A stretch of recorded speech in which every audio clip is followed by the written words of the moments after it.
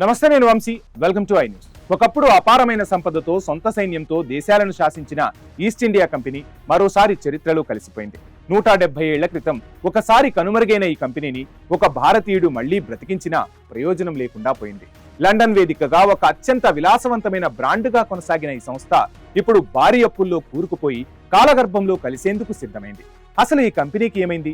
చరిత్రలో ఇంతటి బలమైన ముద్ర వేసిన సంస్థ ఇప్పుడు ఎందుకు బోర్డు తిప్పేసింది? ఆ ఆసక్తికరమైన వివరాలు మీకోసం.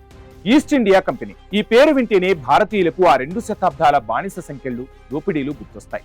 1600వ సంవత్సరంలో కేవలం మసాలా దినుసుల వర్తకం కోసం భారత్లోకి అడుగుపెట్టిన ఈ కంపెనీ మెల్లిమెల్లిగా దేశాన్ని ఆక్రమించి పాలన సాగించింది.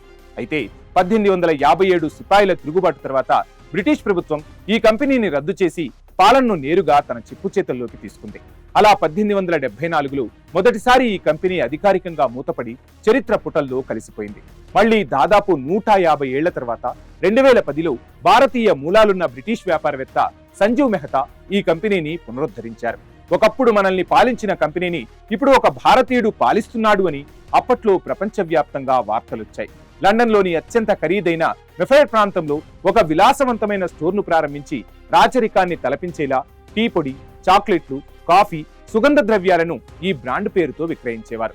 భారతీయులకు ఇదొక గర్వకారణంగా, ఒకప్పటి పగతీరినట్లుగా భావించబడింది.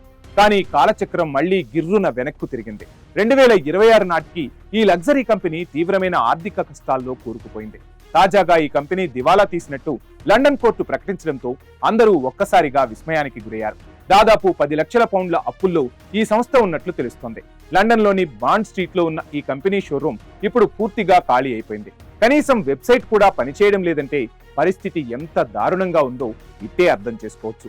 పన్నులు చెల్లించలేకపోవడం, ఉద్యోగులకు సకాలంలో జీతాలు ఇవ్వకపోవడం, లిక్విడేటర్లు రంగంలోకి దిగి కంపెనీ ఆస్తులను జప్తు చేసే ప్రక్రియను ప్రారంభించడం. వ్యాపారవేత్త సంజీవ్ మెహతా ఎంతో ఆశతో కోట్లాది రూపాయల పెట్టుబడితో ఈ చారిత్రక బ్రాండును మళ్లీ నిలబెట్టి ప్రపంచవ్యాప్తంగా విస్తరించాలని చూసిన ఆర్థిక మంజం ముదురుతున్న మార్కెట్ పరిస్థితుల వల్ల అది సాధ్యం కాలేదు. ఒకప్పుడు సామ్రాజ్యాలను కూల్చిన ఈ కంపెనీ ఈసారి మాత్రం అప్పుల భారంతో తానే కుప్పకూలిపోయింది. ఏది ఏమైనా ప్రపంచ చరిత్ర గమనాన్ని మార్చిన ఒక వివాదాస్పద బ్రాండ్ అధ్యాయం ఇప్పుడు శాశ్వతంగా ముగిసిందని చరిత్రకారులు విశ్లేషిస్తున్నారు.